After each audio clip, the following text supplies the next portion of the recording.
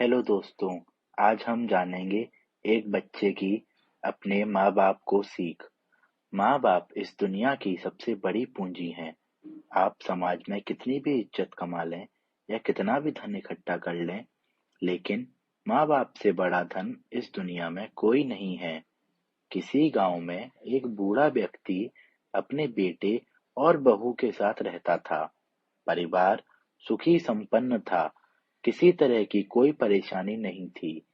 बूढ़ा बाप, जो किसी समय अच्छा खासा नौजवान था, आज बुढ़ापे से हार गया था।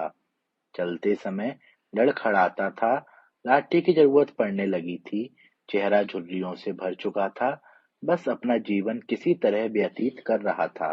घर में एक चीज अच्छी थी कि शाम को खाना खाते समय पूरा परिवार एक साथ टेबल पर बैठकर खाना खाता था।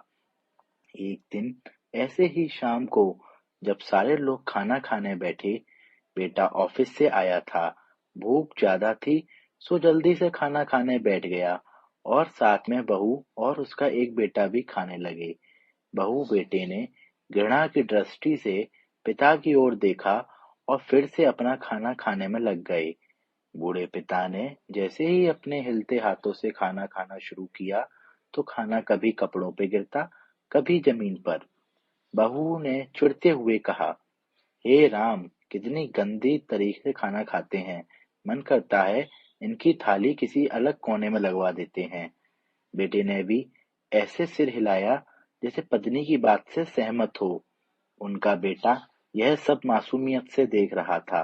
अगले दिन पिता की थाली उस टेबल से हटाकर एक कोने में लगवा दी गई। पिता की डबडबाती आंखें सब कुछ देखते हुए भी कुछ बोल नहीं पा रही थीं। बूढ़ा पिता रोज की तरह खाना खाने लगा।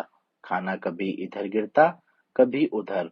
छोटा बच्चा अपना खाना छोड़कर लगातार अपने दादाजी की तरफ देख रहा था। माँ ने पूछा, क्या हुआ बेटे? तुम दादाजी की तरफ क्या देख रहे हो और खाना क्यों नहीं खा रहे हो? बच्चा बड़ी मासूमियत से बोला, माँ, मैं सीख रहा हूँ कि वृद्धों के साथ कैसा व्यवहार करना चाहिए। जब मैं बड़ा हो जाऊंगा और आप लोग बूढ़े हो जाओगे, तो मैं भी आपको इसी तरह कोने में खाना खिलाया करूंगा। बच्चे के मुंह से ऐसा सुनते ही बेटे और बहू दोनों कांप उठे। शायद बच्चे की बात उनके मन में बैठ गई थी, क्योंकि बच्चे ने मासूमियत के साथ एक बहुत बड़ा सबक दोनों को दे दिया था।